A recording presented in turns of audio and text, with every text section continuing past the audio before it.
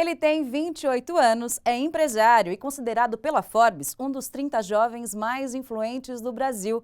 Mas isso tudo não quer dizer que foi fácil chegar até aqui, viu? Ele errou algumas vezes antes de acertar em cheio. Está aqui comigo hoje o Thales Gomes, o fundador do EasyTaxi, o aplicativo para chamar táxis pelo celular, que hoje é o maior do mundo, presente em 35 países, com 20 milhões de usuários e avaliado em mais de R$ 1 bilhão. Thales, seja muito bem-vindo, obrigado pela presença. Muito obrigado, obrigado a vocês pelo convite. Bom, para começar, queria que você falasse um pouco como é que começou isso, como é que você decidiu empreender? Bom, essa história começou lá em Carangola, uma cidade de 37 mil habitantes, no interior de Minas, onde eu tinha uma banda, queria comprar uma bateria para a gente poder fazer um show no final do ano no colégio. E, obviamente, um bando de adolescente quebrado, ninguém tinha dinheiro, e a gente decidiu fazer alguma coisa para ganhar dinheiro a tempo. Foi quando eu sugeri fazer algo relacionado ao empreendedorismo. Eu falei, sei lá, vamos vender alguma coisa. E o pessoal, obviamente, descrente, falava, vai lá, vende lá, que a gente está esperando aqui, né? A gente comprar bateria. E acabou que eu vi uma oportunidade, de fato, de vender celular com câmera, que estava começando a entrar na hype naquela época. E como as pessoas no interior de Minas ainda não conheciam tanto o Mercado Livre, principalmente em Carangola, eu tirei proveito disso. Consequentemente, eu comecei a dar print screen das ofertas de celular no Mercado Livre, alterar o valor no Paint, markup-ando, ou seja, colocando uma margem a mais de 25% nos preços do celular, e fiz um book. Andava com esse book debaixo do braço e fazendo vendas diretas, né? Então o cara comprava o meu celular, mas sem ter o celular, ele depositava o dinheiro na conta do meu avô. Uma vez que o dinheiro estava na conta do meu avô, eu comprava o celular e colocava o endereço de entrega da pessoa que havia comprado comigo. Sem querer, eu acabei criando um marketplace de venda de celular, né? Que naquela época ninguém nem imaginava que o nome seria esse. Como é que foi, então, essa trajetória, desde que você começou a vender celular lá em Carangola até você construir a EasyTaxi? Olha, fiz bastante coisa antes disso, né? E me mudei para o Rio de Janeiro, comecei a faculdade, montei uma agência de gamificação e mídia social em 2006, claramente fora do time, né? Já que mídia social começou a entrar em voga lá para 2008, para as empresas, 2009, 2006 eu tentei fazer isso. Obviamente eu falhei essa empresa em menos de um ano depois, acho que 9 meses depois de aberta. Fui para o mercado, tentei novamente fazer uma outra empresa, que essa chegou até a dar certo, a Tech Samurai, que existe até hoje, inclusive, né? É uma agência de construção de software em cloud, mas a grande verdade é que, idealista que sou, eu queria fazer alguma coisa que de fato impactasse a vida das pessoas. E não só a agência, assim, o meu drive nunca foi dinheiro, sempre foi de fato fazer alguma coisa que impacte a vida das pessoas e que deixe algum registro, né? Deixe algum legado. E eu achei que resolver o problema do trânsito, pelo menos parcialmente, seria algo que deixaria algum legado para o mundo, né? E foi quando eu cheguei num concurso de startup, em junho de 2011, no Rio de Janeiro, com uma ideia, inclusive, de fazer um aplicativo para você esperar ônibus. E eu pivotei essa ideia, ou seja, adaptei essa ideia para o aplicativo de táxi a partir da necessidade que eu tive. Quando eu tentei chamar táxi para a cooperativa, todo mundo conhece essa história, demora, não vem. Eu falei, bom, se eu conseguisse fazer com que o modal de transporte, no caso o táxi, ficasse mais fácil para as pessoas, enfim, pegarem, para as pessoas usarem, consequentemente, talvez elas deixariam mais seus carros em casa e usassem mais o táxi, né? E ele é um modal que tem uma capacidade gigante de transporte de pessoas e que a gente não aproveita muito bem. E foi por isso que eu decidi fazer EasyTaxi. Então, para as pessoas entenderem melhor, você teve um problema para pegar um táxi e por isso você pensou numa maneira mais fácil de conseguir um táxi, é isso? No final do dia é isso que é o empreendedorismo, né? Você resolve problemas em troca de dinheiro. E para convencer as pessoas que a sua ideia valia a pena, foi difícil? Ainda mais sendo tão jovem, foi difícil convencer a viabilidade dessa ideia? Foi principalmente em 2011, quando o smartphone ainda era um bem de suntuário, né? Smartphone com internet, acho que o pessoal de casa vai lembrar. Era algo extremamente caro, o mais barato que a gente achou na época, um Xing Ling, era algo em torno de R$700, pra você ter ideia. Para tentar convencer o taxista a comprar esse smartphone foi um custo, foi muito difícil. Uma vez que a gente conseguiu fazer com que as pessoas usassem, era extremamente difícil também, parecia bom demais para ser verdade, você apertar um botão e vir um táxi em 2011. E acho que a gente pagou o preço por ser pioneiro, né, inclusive mundial, por fazer isso. Essa história de táxi por smartphone começou em 2011.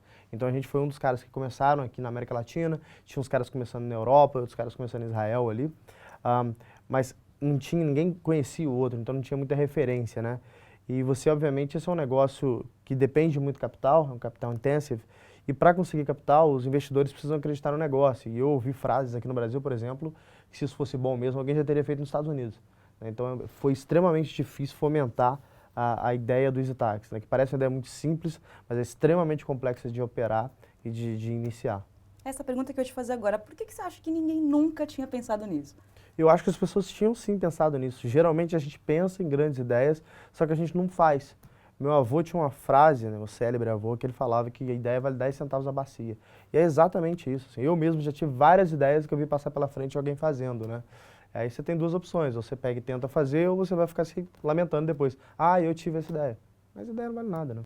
E por que você acha que esse serviço que vocês oferecem faz um sucesso tão grande com o público? O que é o diferencial que vocês têm?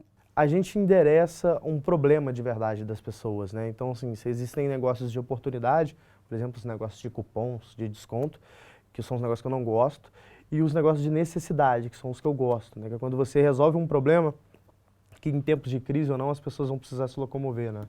Então, você tem aplicativos de comida, aplicativo de táxi, então as pessoas vão sempre comer, as pessoas vão sempre andar de táxi. A única coisa que vai mudar é a forma como elas fazem isso. Então, eu gosto de entrar nesse meio, né? E a expansão da EasyTaxi para outros países? Como é que isso aconteceu? Como é que isso tem acontecido? Assim que a gente recebeu o investimento, que foi em setembro de 2012, eu me comprometi com o investidor de que a gente ia construir a maior empresa de serviço mobile do mundo. Parecia muito grande naquele momento, até porque eu nunca tinha feito expansão internacional na vida, mas eu escolhi o investidor pensando nisso, né, que é um investidor que já estava em 70 países. Eu falei, no mínimo eu posso beber dessa água, né, aprender como fazer e eu vou fazer. E foi basicamente o que eu fiz assim, nos últimos quase 2 anos e alguma coisa. Abdiquei da minha vida. Assim que caiu o investimento, na outra semana eu já estava abrindo a Colômbia, por exemplo. Depois a gente foi para o México, depois foi para o Peru, depois a gente foi para a Coreia do Sul, depois a gente foi para o Oriente Médio, para a África, e fomos expandindo. E eu não parei, assim. Basicamente minha vida era a cada 3 semanas em um país. Né?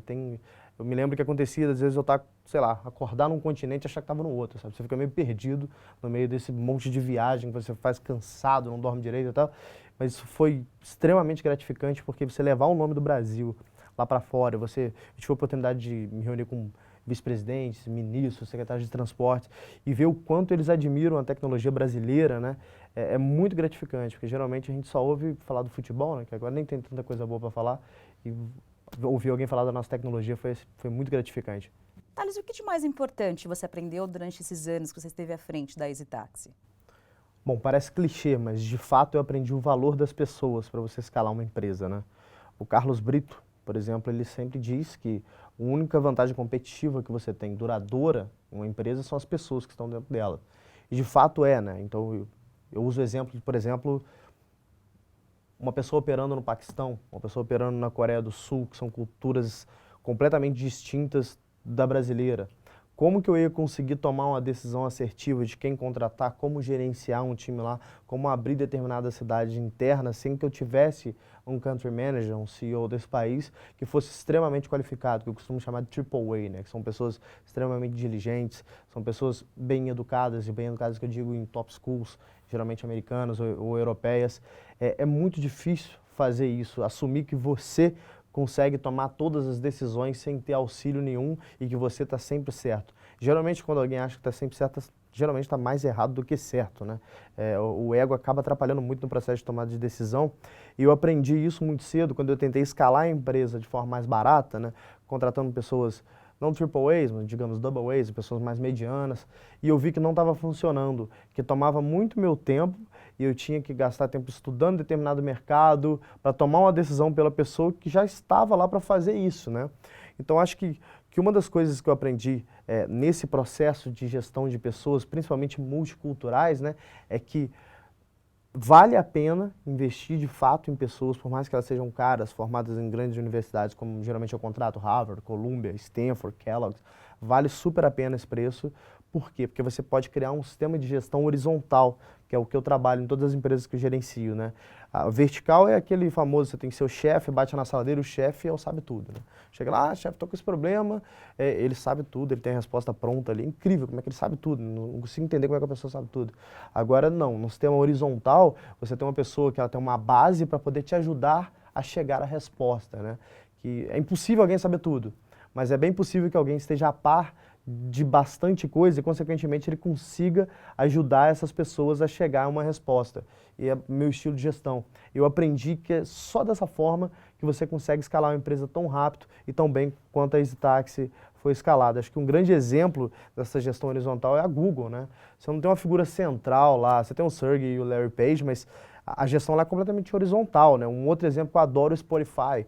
Você tem times isolados, inclusive o produto do Spotify, aquele produto de música, ele é dividido em módulos e você tem times independentes por módulos, ou seja, o módulo lista tem um time independente, ele faz o que ele quiser lá dentro. O módulo browse tem um time independente, ele faz o que ele quiser lá dentro. As pessoas estão cada vez mais percebendo que não adianta verticalizar a gestão, né? Afinal de contas, ninguém é guru. Falar um pouquinho de concorrência, como é que vocês lidam, como é que vocês veem isso? O Uber, por exemplo, é um concorrente forte, tem crescido cada vez mais. Como que a EasyTaxi trabalha com isso?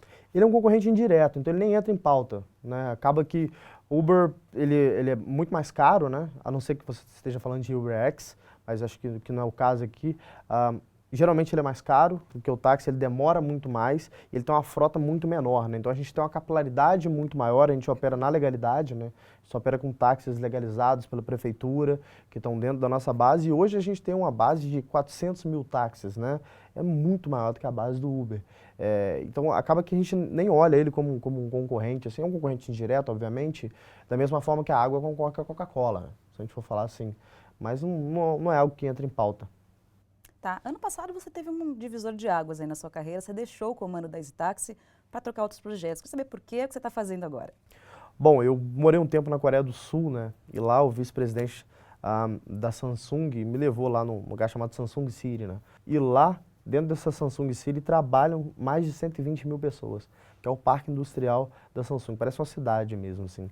E eu fiz uma palestra lá para os executivos deles, e depois eles me levaram para um andar meio subterrâneo, assim, pra você ter ideia, parecia que eu estava entrando num filme de sci-fi, né? O cara teve um leitor de retina para abrir a porta, para ele entrar, era o centro de protótipos dele, né?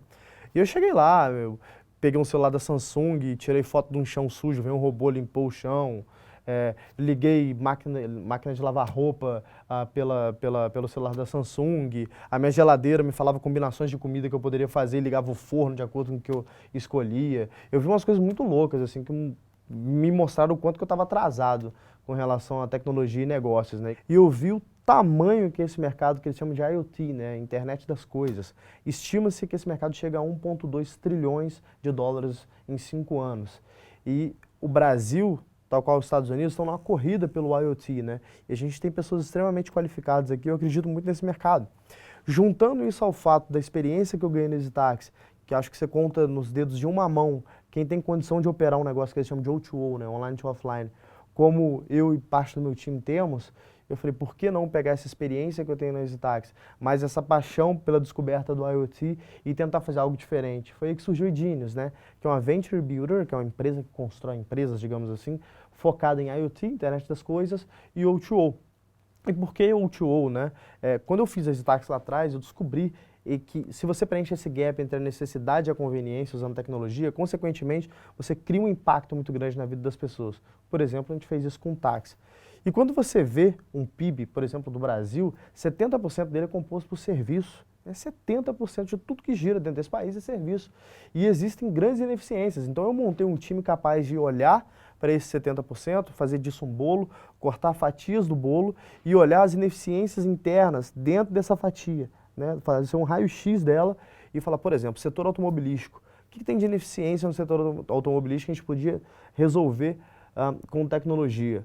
E é assim que nasceu a Genius, tanto que o primeiro produto da Genius é o Easy Carros, que é um marketplace de cuidados automotivos, cujo primeiro produto é estética automotiva. Você chama um cara do Easy Carros para poder vir até aqui no estúdio lavar seu carro, já paga pelo aplicativo, ele vem e já lava seu carro. Além disso, a gente faz polimento, a gente faz higienização. Estamos escalando agora também para mecânica, martelinho de ouro e reboque. Ou seja, tudo que engloba o universo do cuidado automotivo a gente faz através desse aplicativo, né? É uma das ineficiências que a gente encontrou quando a gente estava analisando o PIB brasileiro. O setor automotivo é isso, né? É cuidado automotivo. E no momento de crise, como a gente está vivendo agora, uma crise grave que a gente vai ver pelos próximos 5 anos, pelo menos, as pessoas tendem a trocar menos de carro. Consequentemente, sobe a manutenção do veículo. Então era o momento ideal para poder começar esse produto. Dentre esses, estamos lançando alguns outros negócios, né? Somente esse ano vão ser 5 que a gente faz. Nesse momento já temos 3 rodando, a gente só fala de um, obviamente. Já temos 3 e os próximos 2 vão ser lançados no segundo semestre. Você falou um pouco dessa sua fábrica de negócios, muita gente também tem um monte de ideia. Que dica você deixa para quem quer transformar essa ideia num negócio viável? Olha, a primeira coisa que ele tem que fazer é fazer o famoso MVP, né? Que é o Minimal Viable Product, que é um nome bonitinho para protótipo navegável. Então você faz algum protótipo que você consiga validar a sua ideia. Acho que no início dessa conversa eu falei, né, que empreender nada mais é do que resolver o problema em troca de dinheiro. Se você resolve um problema e ganha dinheiro por isso, você tem uma empresa. Se você resolve um problema e não ganha, você tem uma ONG, o que não tem problema nenhum também. Né? Só tem que ficar claro o que é empresa e o que é uma ONG, porque as pessoas costumam confundir, né? Ah, eu vou fazer esse negócio, eu vou ganhar usuário, depois eu arrumo um jeito de ganhar dinheiro. Geralmente não ganha. Né? E tem outra história que as pessoas se enganam, que é, ah, eu vou fazer esse negócio, eu vou ganhar dinheiro com publicidade. Tem 2 empresas no mundo que ganham dinheiro com publicidade, que é a Google e o Facebook. Acho que ninguém quer concorrer com eles nesse momento, né? Então tem que ter um modelo de monetização muito claro. Né? Então, digamos que, sei lá, eu tenho uma ideia de resolver o problema de quem precisa lavar o carro. A gente falou agora dos carros. Beleza, vou fazer uma página na web falando assim, olha, digite aqui seu nome, seu endereço, o modelo do seu carro e seu telefone. Aperta um botão lavar carro. Pode ser um botão que envia um e-mail para você, né? Um Google Forms da vida, que é de graça operar. Ele envia um e-mail com aqueles dados, você arruma alguém para lavar o carro da pessoa, liga para ela, fala, o cara está indo aí dia tal, nome tal, e vai lavar seu carro. Só assim você já fez o MVP, não precisa saber programar, não precisa saber nada. Só precisa validar que de fato as pessoas pagariam por aquilo que você está propondo, né? Uma vez que você faz isso, que você validou esse problema, você mitiga todo o risco de repente você estar delusion, né? Você está maluco, fala, ah, eu tenho uma ideia que eu acho maravilhosa. Geralmente você acha maravilhosas suas ideias, mas depende do ponto de vista da outra pessoa. De repente ela não quer pagar por isso, de repente esse não é um problema tão relevante, de repente ele não endereça um problema de, sei lá, mais de 1 bilhão de pessoas, como são os problemas que eu gosto de resolver. Então é importante fazer a famosa validação da sua ideia. Você poderia se manter como gestor de uma empresa super bem sucedida, que é a EasyTax, mas não. Você preferiu mudar e empreender negócios novos. É o que você mais gosta de fazer mesmo? Empreender? É o que eu gosto de fazer. Eu gosto de botar meu modelo de gestão para funcionar em outros negócios. Eu gosto de verdade de resolver problemas. Sempre fui assim. No colégio eu fui líder do time de futebol, fui líder de classe, fui diretor do jornalzinho do colégio. Eu sempre liderei alguma coisa. Eu gosto muito de liderar para botar o meu estilo de gestão para funcionar. E eu acho que agora não muda muito, né? Acho que tem problemas extremamente relevantes para serem resolvidos. E eu acho que eu estou bem novo para poder sentar em alguma coisa e falar, é só isso que eu vou fazer o resto da minha vida. Eu não consigo, assim, eu sou hiperativo, não consigo ficar quieto. Eu acho que a iGenes, ela tem uma dinâmica que combina mais com a minha vida, né? Porque chega num momento, quando a empresa está grande, como é a EasyTax, que fica até chato, sabe? Assim, você não tem mais grandes desafios, assim, você tem que só manter aquilo que você construiu. E o que me motiva, me faz levantar da cama todas as manhãs, assim, é ter um desafio muito grande, é ter que montar um time muito bom, é ter que lidar com a concorrência latente, é ter que fazer expansão novamente. Eu quero fazer isso pro resto da minha vida, eu quero morrer trabalhando. Sobre empreendedorismo, queria que você falasse qual é o perfil, quem é que, na sua opinião, pode empreender, Thales? Eu acho que qualquer pessoa, acho que desde que ela tenha muita disposição para isso, que é muito cansativo, é muito duro, e seja extremamente diligente. A característica do empreendedor é ser diligente, é um cara que não desiste, que cai, levanta. Se você tenta sem desanimar, uma hora você consegue. Não tem muito segredo, é estatística, né? Você tentou uma vez, não deu certo, tentou a segunda, não deu certo, a terceira vai acabar dando, sabe? E, obviamente você aprende com erro, né? Se você faz a mesma coisa e espera resultado diferente, você é maluco, né? Agora, se você consegue de fato aprender com o seu erro e, que a gente fala, iterar, né? Pivotar, falando na linguagem da startup, e fazer melhor da próxima vez, uma hora você consegue fazer. Acho que qualquer pessoa pode empreender. Bom, Inspirações busca trazer pessoas como você que podem inspirar outras pessoas. E você? O que foi que te inspirou? O que te inspira todos os dias? O que me inspira, eu acho que é de fato impactar a vida das pessoas, deixar algum legado para o mundo, né? Eu sou filho de um militar, de uma cabeleireira, então eu nasci sem muita perspectiva de futuro no interior de Minas, né? Com uma educação não muito boa. Eu sempre tive vontade de fazer algo grande, assim. Eu me lembro que meus colegas riam de mim, porque eu falava, não, um dia eu vou montar uma multinacional, que eu adorava essas histórias, via em filmes, eu queria muito fazer isso. E eu acho que esse desafio, né, o fato de ser desafiado é algo muito gostoso para mim. Então eu sempre lembro dos desafios que eu tive na vida e agora os desafios são outros, né? Do tipo, a gente vai expandir para o mundo inteiro as EZTECs. Que isso, cara, pensa menor, fica aqui na Latinoamérica. Não, a gente vai para o mundo inteiro. Acho que ser desafiado e, consequentemente, impactar positivamente a vida das pessoas me inspira demais. Me faz, por exemplo, ontem à noite a gente saiu do escritório 4 horas, 4h30 da manhã, na verdade, e estamos aqui no estúdio, sei lá, 10 horas da manhã. Acho que dá um tesão enorme fazer isso. Quero agradecer muito a presença do Thales Gomes, o fundador da EZTECs. Thales, muito obrigada pela entrevista. Obrigado a você, foi um prazer. Bom, gente, com essa entrevista mais que inspiradora, a gente fica por aqui. Até o próximo Inspirações. Tchau!